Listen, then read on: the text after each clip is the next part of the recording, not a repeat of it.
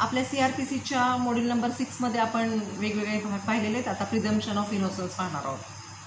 Our laws are based on the common law and equity law, हे आपल्याला माहिती आहे. One of the important well known principle is that person is believed to be innocent till the guilt is proved. Underline करा. Person is believed to be innocent till the guilt is proved. जोपर्यंत एखाद्यावर गुन्हा सिद्ध होत नाही, साबित होत नाही, तोपर्यंत ती व्यक्ती कशी असते?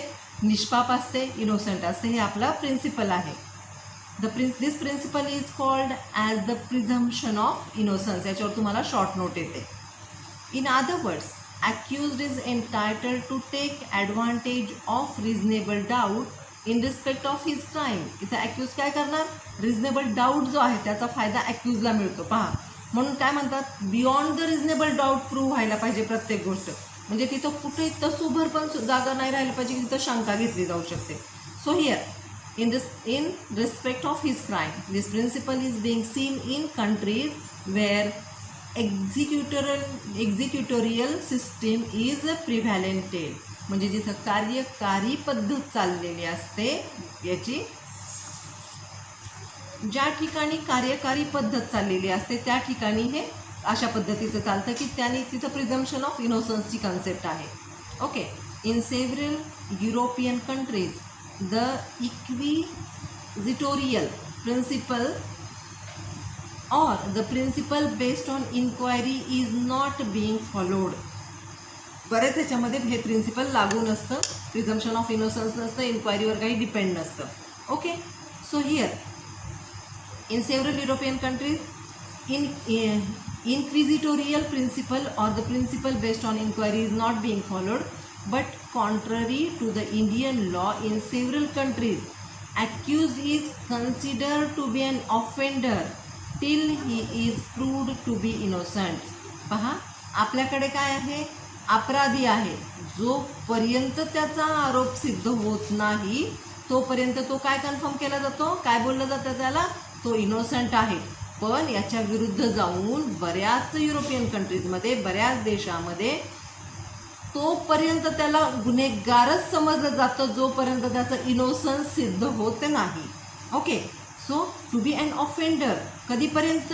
Till he is proved to be innocent. जोपर्यंत तो स्वतःची इनोसन्स साबित करत नाही तोपर्यंत त्याच्याकडे आरोपीच्या नजरेनेच पाहिलं जातं. ओके. पहा दोन्ही वाक्यातला फरक. आपल्याकडे काय आहे? एखाद्याने गुन्हा केलाय, मर्डर केलाय, समोर मारलंय एखाद्याला, तरी त्याला आरोपी म्हणायचं नाही जोपर्यंत कोर्टात त्याच्यावरचा गुन्हा सिद्ध होत नाही तोपर्यंत तो इनोसंट पर्सन आहे. या विरुद्ध जाऊन बाकीच्या देशांमध्ये, दुसऱ्या देशांमध्ये जोपर्यंत तो स्वतःचं निष्पाप असणं किंवा हे असणं की he is not done that offence, जोपर्यंत तो ते सिद्ध करत नाही, इनोसन्स सिद्ध करत नाही, तोपर्यंत तो गुन्हेगारच असतो. This is difference between two things. Since India is having accusatorial system, the law has accepted both this principle. आपल्याकडे एक्झिक्युटोरियल सिस्टीम आहे त्याच्यामुळे आपल्याकडे कायदा दोन्ही गोष्टी ॲक्सेप्ट करतो.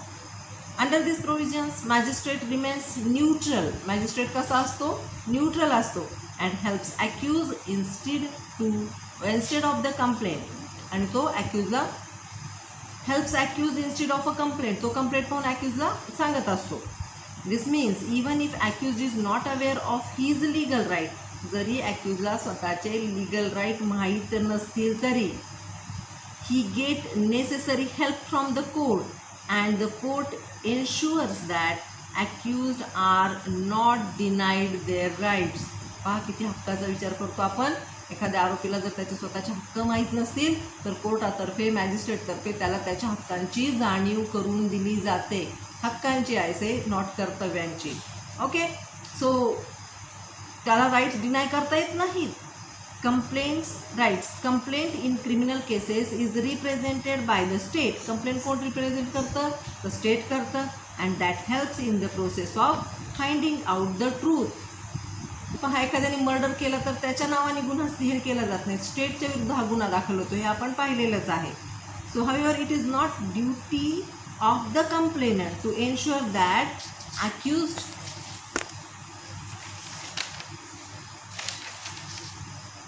Is convicted by any means, पहा ही ड्युटी नाही आहे याची,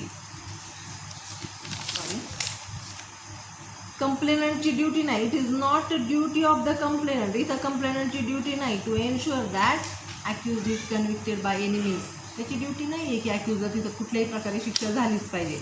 there duty is to divulge the true facts without bias before the court. त्यांनी फक्त काय करायचं आहे, ज्या खऱ्याखुऱ्या गोष्टी आहेत, ज्या ट्रू फॅक्ट्स आहेत त्या फक्त कोर्टासमोर मांडायच्या, बायस नाही करायचं त्याच्यामध्ये. ओके, पूर्वग्रह दूषित काही ठेवायचं नाही किंवा त्याच्यामध्ये काही फेराफार करायची नाही, फक्त जे आहे ट्रूथ ते मांडायचे कोर्टासमोर.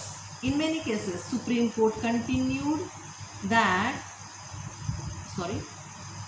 in many cases Supreme Court cautioned that, caution म्हणजे सूचना, though this doctrine is very much useful, त्यांनी सूचना दिली, त्यांनी वॉर्निंग केली, कॉशन प्रिकॉशन घेतं supreme court, very much useful, जरी हे डॉक्ट्रिन फार उपयोगी असेल तरी this golden rule has to be used with caution and cannot be used in any type of doubt. हा जो गोल्डन रूल आहे, हा गोल्डन रूल आहे, सुंदर रूल आहे, हा जो चांगला रूल आहे, हा जो रूल आहे तो फार प्रिकॉशनने वापरायचा आहे, कुठंही डाऊट यायला नको, थोडासाही डाऊट सोडायला नको, कारण आपल्या ज्या केसेस जस्टिस मिळतं ते beyond any reasonable doubt. Accused is to be given